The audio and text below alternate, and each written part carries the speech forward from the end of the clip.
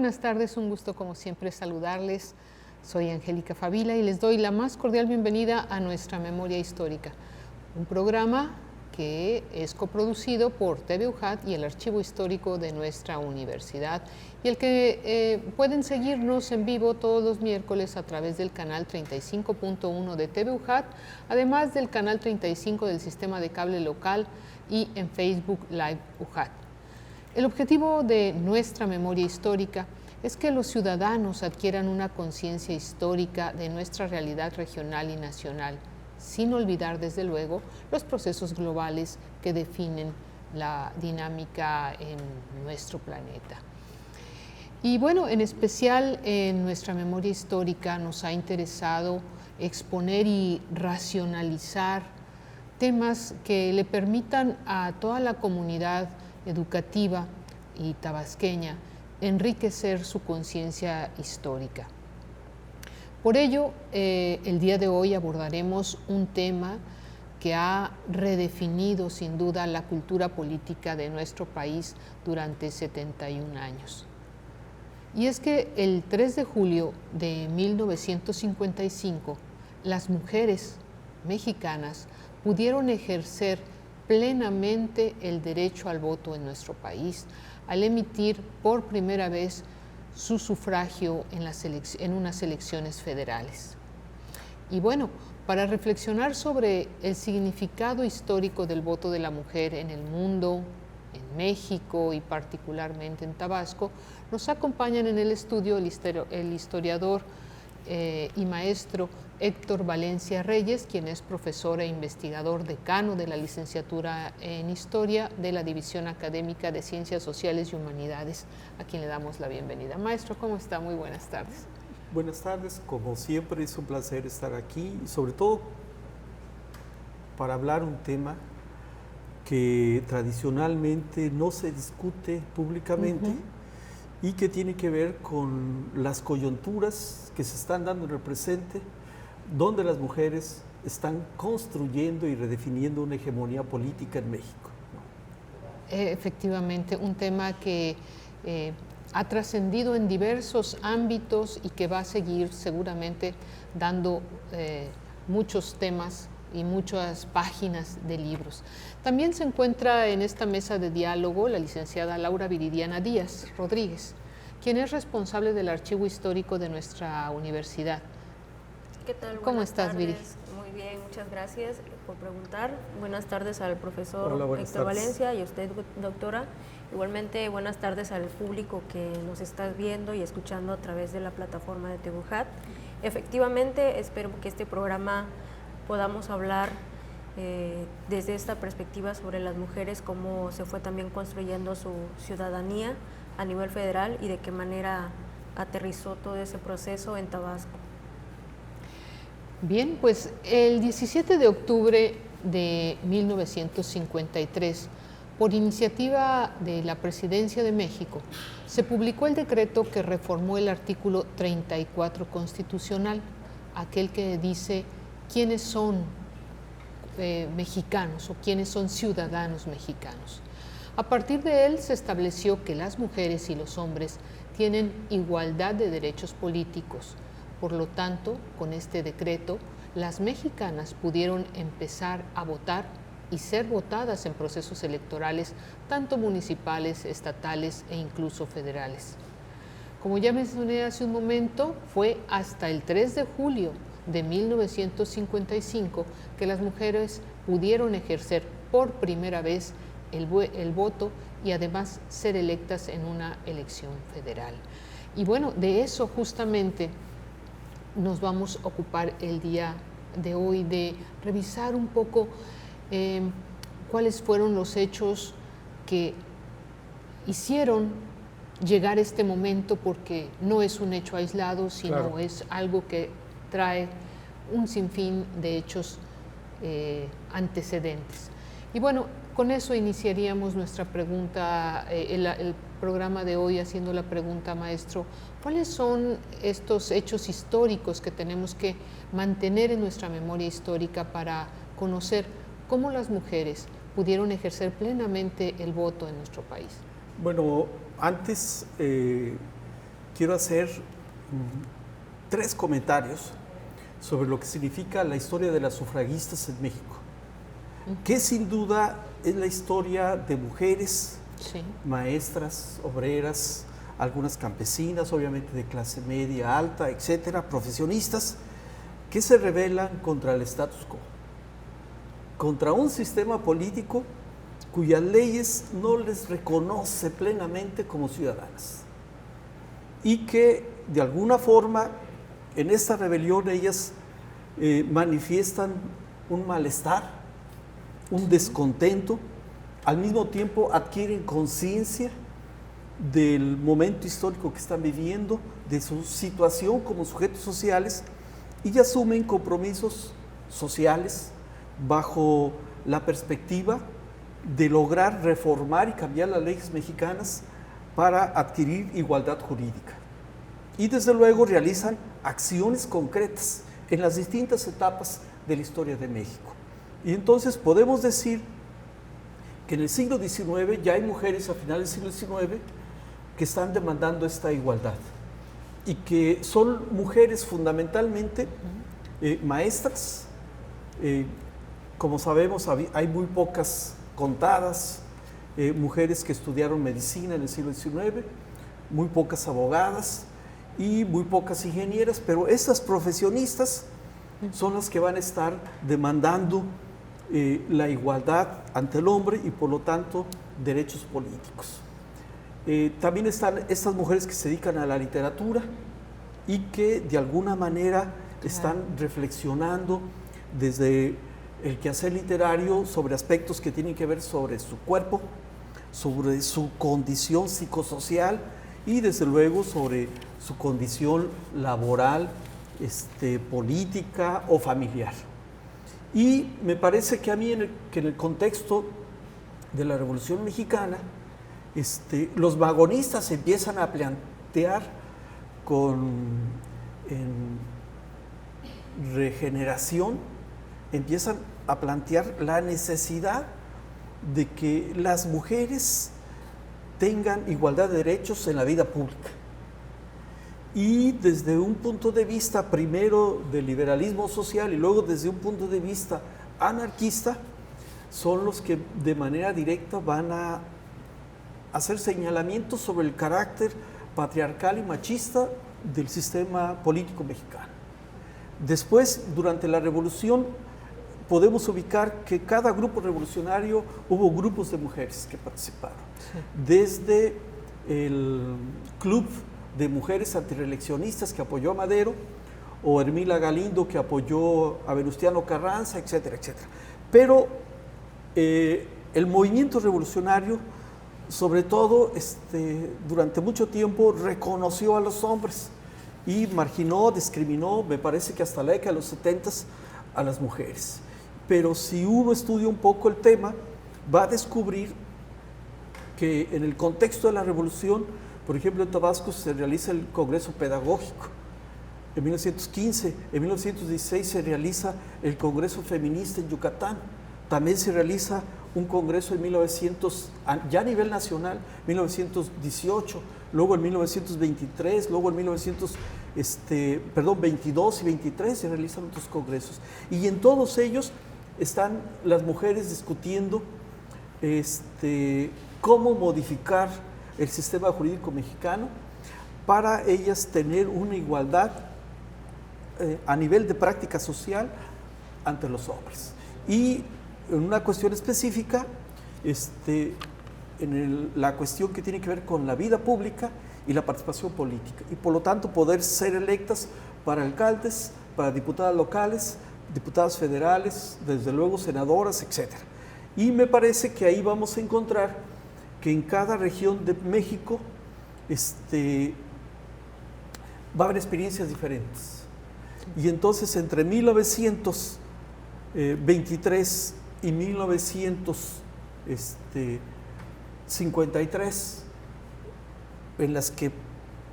en esos años se lucha y las mujeres se organizan y hacen propuestas muy concretas para poder tener derecho al voto. Y en algunos estados como Veracruz, Tabasco, Chiapas, Sonora, etcétera. Yucatán, las mujeres van a tener desde 1922, sabemos que en Yucatán tuvieron derecho al voto para poder ser electas diputadas en la legislatura local.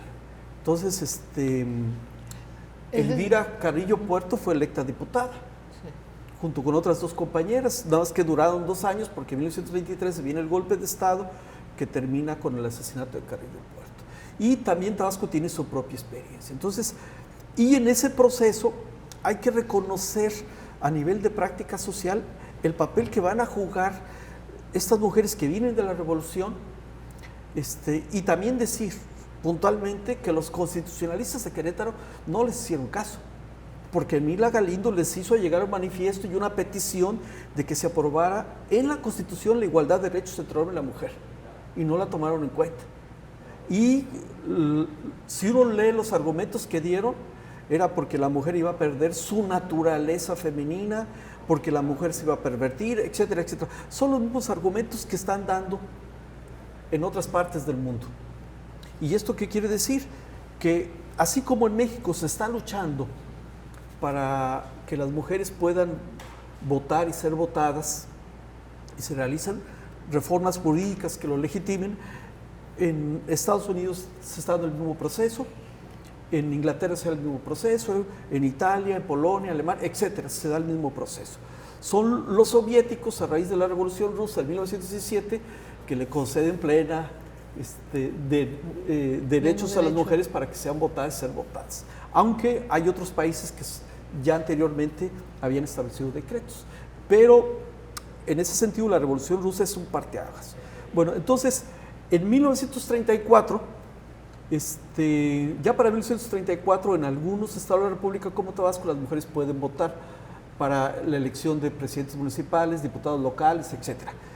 Pero no hay un decreto aprobado por el Congreso de la Unión y publicado y emitido por el presidente de la República que diga ya existe una igualdad de derechos. Le presenta la iniciativa a Cárdenas. Cárdenas la manda en 1937 al Congreso de la Unión, pasa todos los filtros, es aprobada en todas las instancias, pero Cárdenas no emite el decreto y no se publica en el Diario Oficial de la Federación, por 2 razones, porque está ya el conflicto con las compañías petroleras y está la idea de que hay que defender la soberanía nacional y el petróleo, y el otro caso es que en ese mismo año en España hay elecciones, las mujeres ya pueden votar y votan por la derecha. Y ese va a ser un fenómeno muy recurrente en muchos países. Es decir, la estructura social, el status quo, aquellos que tienen el control del Estado, que significan el Estado, no el gobierno, descubren que necesitan del voto de las mujeres para legitimarse. Y entonces Cárdenas no emite el decreto, Miguel Alemán emite un decreto para que las mujeres puedan votar. En 1946 se hace la promesa, luego en el 47 se publica el decreto para que puedan votar en elecciones municipales. Pero no extiende ese decreto a elecciones federales para diputadas, senadoras, mucho menos gobernadoras y mucho menos presidentes de la República. Entonces, ya en el 53, desde el 52, Ruiz Cortines dice, yo en campaña le ofrezco a las mujeres que voy a emitir un decreto para que puedan votar. Pero desde el 46 que nació el PRI, lo primero que hizo fue crear estructuras y organizaciones sociales de mujeres en todo el país. Confederaciones nacionales de mujeres, pensando en que en determinado momento tenían que votar y que por lo tanto tenían que votar bajo las reglas del Estado mexicano y prácticamente a favor del único partido que existía, ya existía el PAN, que era el PRI. Y entonces Ruiz Cortines emite primero un decreto en el 53, luego las mujeres van a votar en los estados para elegir a sus distintos representantes, pero en el 55 pueden votar por primera vez para elegir a sus diputados federales. Y luego en el 58 votan por primera vez para elegir al presidente. Y las feministas de la época van a decir que es una concesión más que un logro, que es una concesión que dio el status quo y el gobierno cuando quiso. Y las feministas van a tener una narrativa que van a permitir decir, nosotros luchamos por el voto desde el Congreso Feminista de Yucatán en 1916. Y entonces nos la pasamos 49 años luchando por tener ese derecho, y en ese proceso fuimos reprimidas en el movimiento inclinario del 22, fuimos reprimidas a finales de los 20, etcétera, etcétera. Y desde luego también hay que reconocer que hay mujeres que también van a luchar en contra del voto. Por ejemplo, las mujeres cristeras. Y a partir de ahí, la mujer va a votar, pero va a votar, como ya dije, para el PRI o para el PAN, porque no hay otros partidos. Claro. Y hasta la reforma que hace Reyes Heroles a finales de los 70s, que hay una apertura política y se pueden registrar otros partidos, las mujeres de izquierda, las mujeres que comulgan con el socialismo o otros partidos políticos, van a poder participar. Entonces, desde el 79 para acá, digamos que se abre una puerta para la participación política de las mujeres en las elecciones. Bien, pues un tema que nos da mucho que pensar, mucho que comentar desde esto que sí es una concesión o es un logro, y justamente lo vamos a analizar aquí en esta mesa después de este corte. No se vayan, regresamos pronto.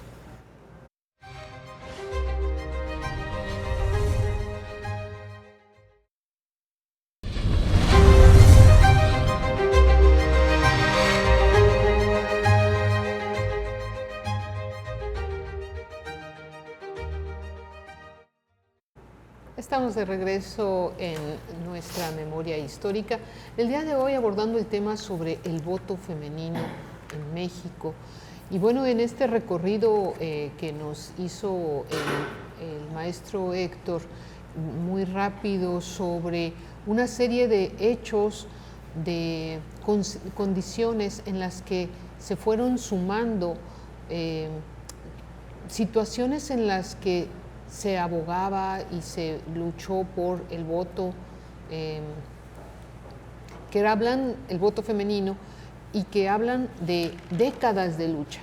En ese sentido, licenciada Viridiana, y para profundizar más sobre el tema, toda esta lucha ha quedado documentada en algunas fuentes, y cuáles serían aquellas que usted recomienda leer a nuestro auditorio para familiarizarse con el tema. Sobre el tema, definitivamente ya existe mucho más libros. Nosotros hablamos en términos de historiografía, es decir, libros de historia sobre ciertos temas, y en este caso el hablar del voto femenino, específicamente en México, sí hay mucho más información.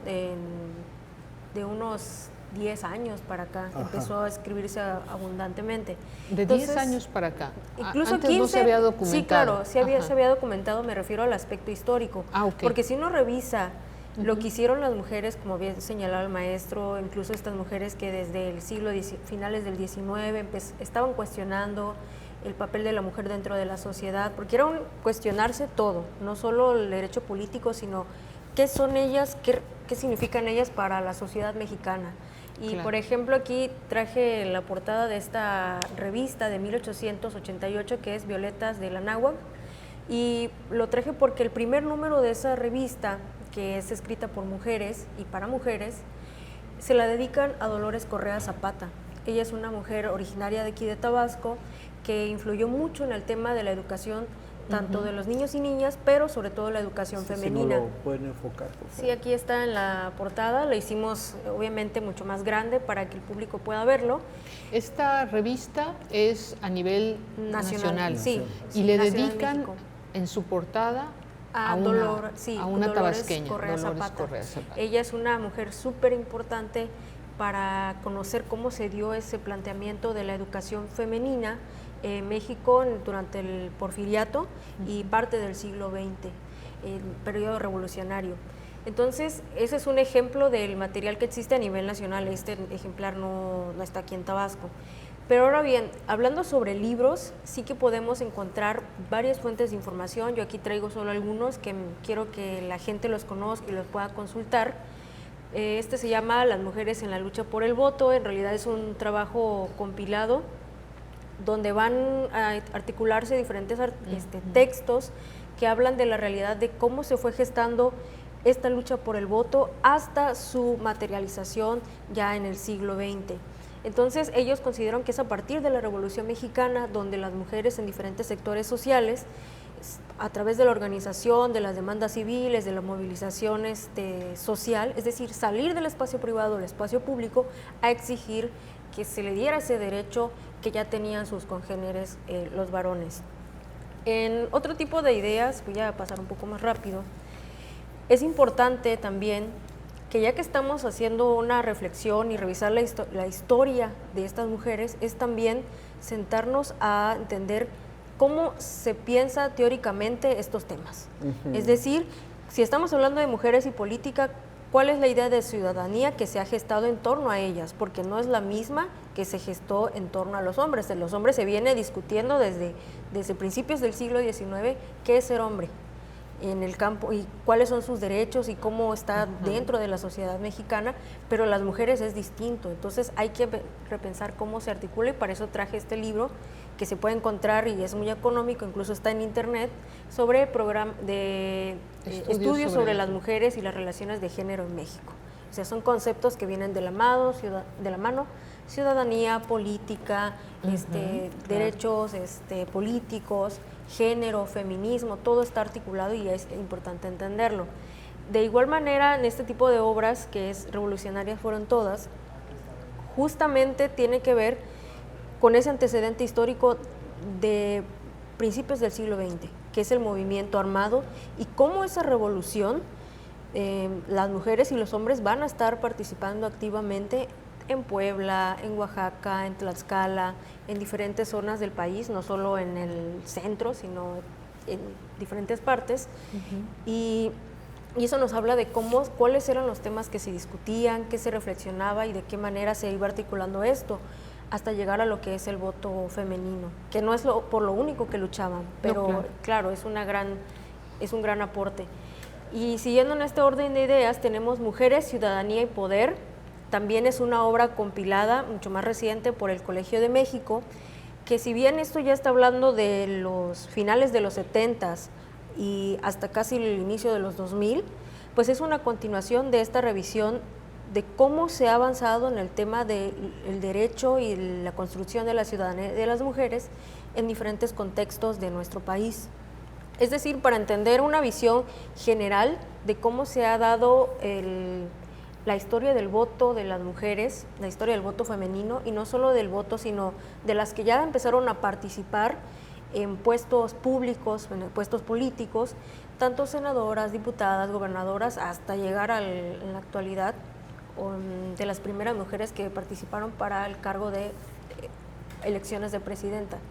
Entonces, este tipo de obras, incluyendo esta que ya es publicada por la Universidad Voces en Diálogo, lo incluí porque tiene un capítulo específicamente sobre las mujeres garridistas, escrito por la doctora Trinidad. Y si bien es un capítulo corto, pues ya introduce en este tema que hablaremos más tarde de la participación de las mujeres tabasqueñas también en la lucha por el voto femenino. Y continuando ya, cerrando con este último libro, como pueden ver, se llama, si se alcanza por favor a enfocar, Un fantasma recorre el siglo, luchas feministas en México, corte temporal 1910-2010. También lo incluí porque tiene específicamente un capítulo de las mujeres sufragistas en México. Sí.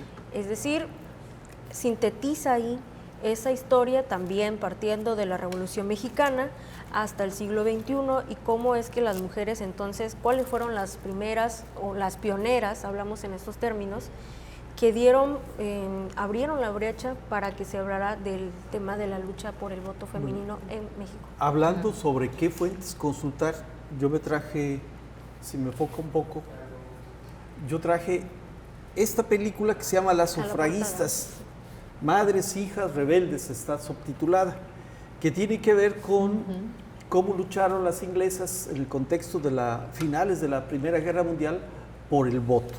Y también traigo esta que son sobre las sufragistas en México. Y recomiendo a todos los tabasqueños y tabasqueñas que vean este documental, porque este documental, toda la primera parte que tiene que ver con cómo lucharon en el contexto de la construcción del Estado por revolucionario, las mexicanas, por el voto, trae imágenes, películas sobre tabasqueñas, dándole un reconocimiento a las mujeres del Partido Feminista Revolucionario de Tabasco que se creó durante el garridismo. Sí. Y traigo este libro, decía la compañera, teóricamente hay que pues aprender a discutir desde los conceptos, claro, la narrativa, la síntesis, las interpretaciones y los análisis que las propias mujeres han hecho sobre su experiencia política. Y este libro de Rosanda nos remite a discusiones que dan varios feministas sobre qué es la política, qué es el partido político, qué es la militancia política, qué es el Estado, qué es el gobierno, qué es la democracia, qué es la igualdad, qué es la libertad, etcétera, etcétera. Y me parece que es una edición de Gedisa, es una muy buena propuesta para discutir desde la propia experiencia y narrativa, mentalidad de estas mujeres que están comprometidas con la lucha política. Claro. Y para redondear, pueden ver el libro que está aquí en la mesa. Este libro tiene menos de un año de ser editado y ahí van a encontrar un breve resumen sobre lo que es la lucha o la participación política de las mujeres en México. Es de Esperanza Tuñón y nos va a explicar cómo la revolución significa una ruptura y qué tipos de debates se van a dar entre las propias mujeres, entre las organizaciones de mujeres y sobre todo las demandas que le van a hacer al Estado para modificar la ley y alcanzar ellas su igualdad política ante los hombres. Me parece que es la última síntesis que yo he podido encontrar en el mercado que puede uno leer. Y desde luego, como decía la compañera, hay muchísima literatura sobre ese tema, ¿no? Maestro, lo que nos deja ver este fragmento del programa sobre el voto feminista es que este es solamente, digamos, la punta del iceberg. Sí. Atrás de todo, de este logro, hay una serie de luchas y de discusiones que no solamente implican el voto, sino que históricamente ha significado procesos muy fuertes para la sociedad mexicana. En ese sentido, yo le quisiera preguntar, ¿qué significó justamente para nuestra sociedad, la sociedad mexicana, el hecho de que las mujeres pudieran ejercer libremente el voto en todo tipo de elecciones? Bueno, abre una puerta a la participación política de la mujer, legitimada por la ley. Sí. En el contexto de las reglas que tiene el propio Estado mexicano y el status quo. Pero abre una discusión, una contradicción que persiste hasta nuestros días y que ha tenido un desahogo o un cauce muy importante en los últimos 15 años en la vida política de México. ¿Por qué? Porque discutir que la mujer pueda participar políticamente en las elecciones, pueda elegir y ser electa, tiene que ver también con discutir cuestiones que tienen que ver con la familia, con la construcción sociolingüística que hizo el Estado sobre la moral femenina. Sí. Tiene que ver con aspectos que tienen que ver con el cuerpo de la mujer. O sea, porque la mujer va a participar, sí, y va con su cuerpo y va con sus experiencias, con sus vivencias a la política. Claro. Tiene que ver también con enfrentar esta nueva realidad o las decisiones que tomen en política las mujeres contra esta idea de que la mujer debe permanecer en el hogar y debe permanecer bajo una cosmovisión que reproduce el patriarcado y atada a la vida del papá, del esposo, del hermano y de los hijos. Y en ese contexto también hay que decir que no solo es salir a la vida pública para participar en los procesos políticos, también es para participar en el mercado laboral, etcétera, etcétera. Claro. Y en ese contexto, para el Estado mexicano, pues significó una refuncionalización, porque el Estado mexicano va a usar el voto de las mujeres y las organizaciones de mujeres para legitimarse en un contexto de crisis. Del 58 al 68 el Estado mexicano va a vivir dos crisis profundas. La crisis del 58 de los obreros y la represión a los obreros, a los maestros, a los petroleros, a los médicos, etcétera, a los enfermeros, y los movimientos estudiantiles de los 60. Sí. Y en ese contexto, pues la famosa Alianza de Mujeres creada por Amalia Castillo Ledón desde mediados de los 50, pues van a constituirse en grupos organizados en torno a los intereses del PRI en este país. Y entonces, como ven, es una cuestión paradójica, compleja y paradójica. ¿Por qué digo que abre una contradicción y reflexión y lucha entre dos cosmovisiones del mundo? Aquel que considera que la mujer pierde su feminidad si participa políticamente, que la mujer debe ser hogareña, esa visión tradicional. Porque la mujer va a empezar a hablar de derechos reproductivos.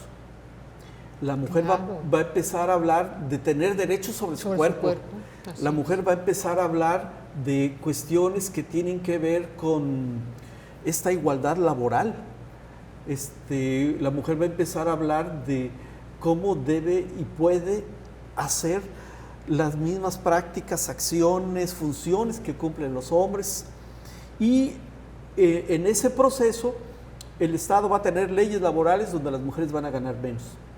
El Estado no va a reconocer los derechos reproductivos de las mujeres. El Estado va a limitar los derechos que las mujeres tienen dentro de la familia en relación con los hijos, y etcétera, etcétera. Y entonces va a ser hasta el siglo XXI cuando las mujeres van a empezar a ganar terreno en la representatividad política, es decir, en el Congreso de la Unión y en las cámaras, en los congresos estatales, bajo un nuevo concepto, el concepto de paridad. Sí. Y eso les va a permitir que se generen las leyes que hemos visto los últimos 12 años.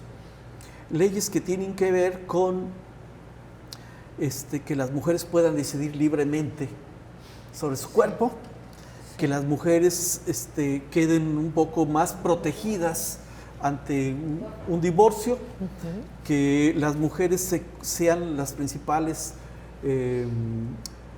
las que tienen la tutela sobre los hijos, etcétera, etcétera.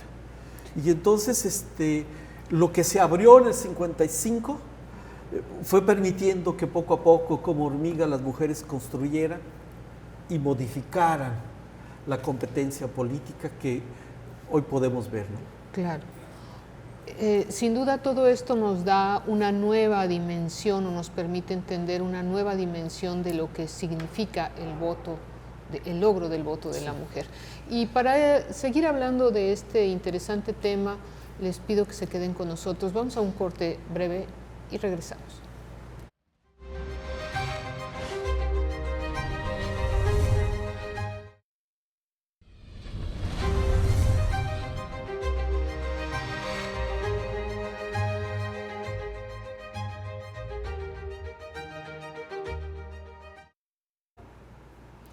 Hoy platicamos en nuestra memoria histórica sobre el voto femenino y en los cortes anteriores hemos hecho un recorrido por algunas condiciones que nos han dado luz para entender que esta lucha tuvo sus matices y sus éxitos de manera distinta en cada región de nuestro país y del mundo, ¿verdad? En ese sentido, licenciada Viridiana, ¿qué hechos históricos pudiéramos decir que determinan este logro del ejercicio del sufragio femenino aquí en el estado de Tabasco? En el caso de Tabasco, si bien ya el maestro nos dio un detallado panorama de cómo se dio el proceso a nivel nacional, Sí. y mencionó unas cuantas palabras que son clave. En Tabasco ocurre desde al menos 1925, eso es un año muy importante. Se da en el contexto del garridismo. Entonces, ese momento histórico para las mujeres, podemos decir que es el garridismo, porque es justo allí, incluso yo aquí traje para mostrarle al público mucho más grande, el decreto número 9, si me pueden apoyar. Este decreto, dígame. Ahorita le hacen el cambio. Ahí está. Sí, ahí está. Este decreto número 9, publicado el 14 de marzo de 1925 en el periódico oficial del estado de Tabasco, emitido por entonces gobernador Tomás Garrido Canaval, donde se le concede, se le reconoce el derecho a la mujer, el derecho político, para votar y ser votadas en elecciones del ayuntamiento, es decir, en elecciones municipales. La mujer debe tener 21 años al momento de participar en las elecciones. Okay.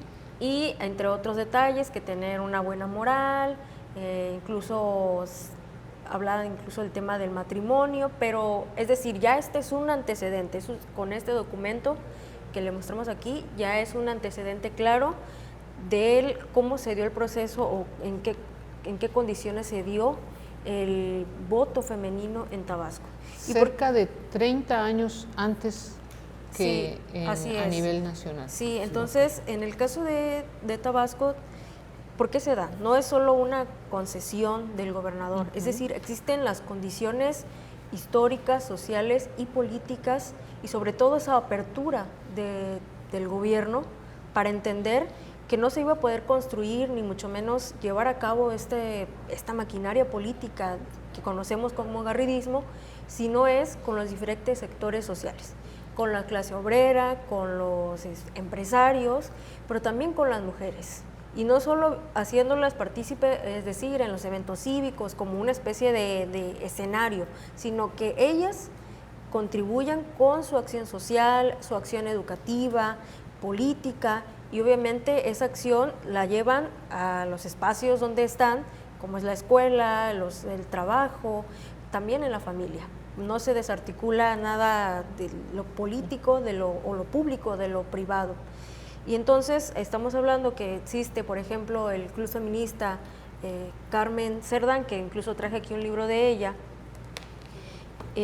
porque en este club feminista son estas primeras mujeres que se van a estar organizando en torno a las necesidades que ellas tienen. ¿Cuáles son esas necesidades? Sí, hemos hablado del voto femenino, pero también tiene que ver con la educación, con el trabajo, la educación sexual, la salud, y obviamente el papel que va a desempeñar la mujer dentro de la sociedad tabasqueña, la sociedad socialista, porque ya se hablaba del socialismo desde 1925. Y también eso va a dar pie a que estas mujeres ya organizadas, mujeres que incluso trabajaron en el Instituto Juárez, por decirlo menos, como María Luisa Chacón de Garrido, Celerina Ode González, Graciela Marín, María Luisa, Ernestina Montes, que son profesoras, y después ellas van a crear el Partido Feminista Revolucionario de Tabasco en 1931 y van a tener su programa de acción social y su propia órgano de difusión, que es la revista Tabasco Feminista. ¿Por qué menciono esto? ¿Qué tiene que ver esto con 1925? Porque esas mujeres que se organizaron desde mucho antes, desde el 23, y que van a ver una parte de su plan, de su programa de acción, aquí en esta publicación del decreto número 9, son las que van a estar pugnando porque entonces ese programa feminista se dé en Tabasco en los diferentes niveles donde ellas están participando. Ya lo señalé y lo repito, en el ámbito educativo, en el ámbito laboral, social y obviamente en lo que tiene que ver con su familia y con la vida comunitaria. Entonces, ese considero, y para dar pie a que se pueda abordar más aquí en esta mesa, es como el antecedente de ese momento histórico, de un antes y después del voto femenino en Tabasco. Hay que decirlo también, es una demanda que realizan ellas desde el encuentro pedagógico que realiza Mújica aquí en Tabasco. Sí, claro, tiene sus antecedentes pedagógico que realiza en 1915. Entonces, eso es importante decirlo. Pero además, la lucha por el voto en Tabasco también se da en el contexto de una lucha que realizan las mujeres por la educación sexual, por mantener un posicionamiento en contra del fanatismo religioso y por construir una nueva moral que aleje a los nuevos tabasqueños de prácticas asociadas con los vicios, el consumo de alcohol, los juegos de azar, etcétera, etcétera, que tiene que ver con la moral garridista. Y en ese contexto hay todo un discurso que tiene que ver con, sobre todo, el liberalismo que deviene del juarismo y ideas de la educación racionalista, el cooperativismo y la educación socialista. Entonces, en ese sentido, a mí me parece que en Tabasco habría que hacer un buen libro precisamente sobre el sufragio femenino, pero que tome en cuenta estos debates. Por ejemplo, los garridistas tenían por lo menos 5 o 6 muy buenas revistas, tenían 2 o 3 periódicos y ahí hay información sobre en qué términos sociolingüísticos las mujeres están hablando ya de la igualdad, están hablando de la libertad, están hablando de la autonomía y están hablando de cuestiones que tienen que ver con lo que hoy llamamos relaciones sonoras, o sea, la solidaridad y la necesidad de apoyarse y organizarse las mujeres para ver sus problemáticas. Sí.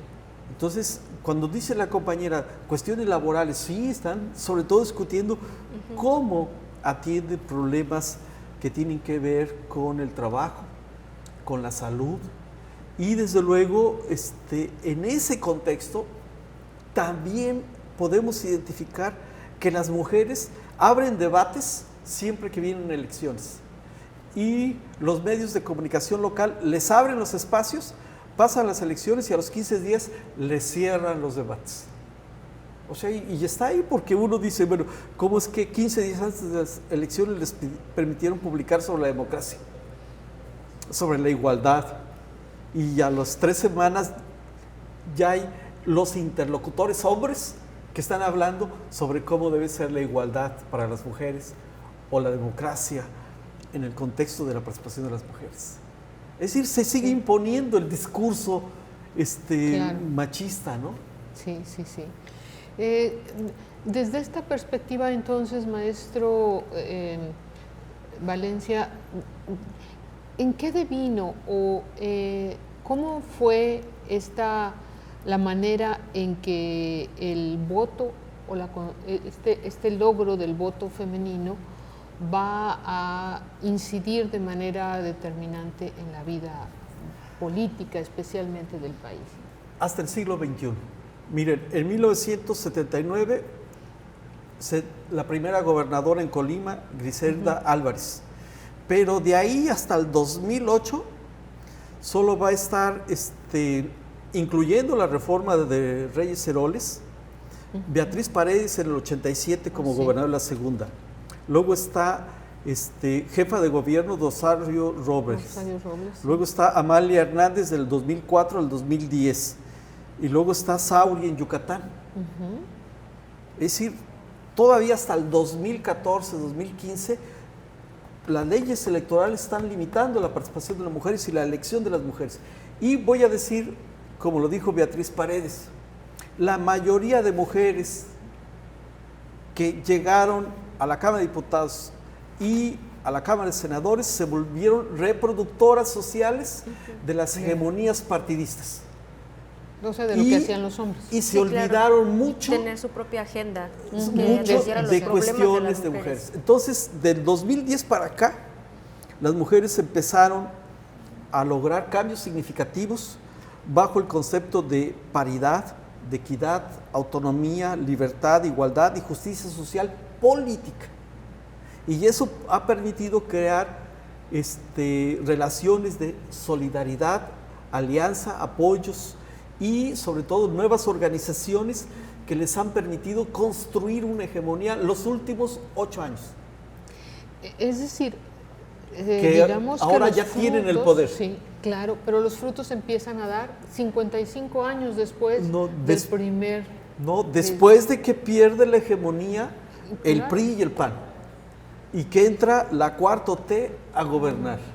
Y en ese contexto, Hernández Balboa llegó a ser la presidenta del Senado, una tabasqueña. Pero si uno revisa qué leyes se reformaron, qué leyes cambiaron y trastocaron el status quo en México, uno dice, bueno, las mujeres empezaron a ejercer una hegemonía en las tomas de decisiones políticas. Y esto implica decir que de manera efectiva las mujeres están en el poder. Y que con esas leyes y con prácticas sociales están logrando cambios en la cultura de los valores que tienen los sujetos, de las reglas del juego, en la mentalidad y que está trastocando la cosmovisión. Por eso no nos debe extrañar la reacción de la derecha. ¿Por qué? Yo fui educado bajo los vieja moral, claro. Y casi todos fuimos vieja moral de ese status quo extraordinariamente patriarcal. Y entonces, lo que estamos viendo hoy es esas reacciones y lo paradójico. La derecha cree que incluso con mujeres que hicieron alianzas con mujeres de la izquierda para reformar las leyes, puede confrontar. Y entonces estamos ante el advenimiento de la redefinición del status quo bajo una perspectiva de refuncionalización, o estamos en el advenimiento de la construcción, modificación significativa del sistema político mexicano, de su estructura como tal, de las instituciones que permiten su funcionamiento y por lo tanto de su modelo de desarrollo.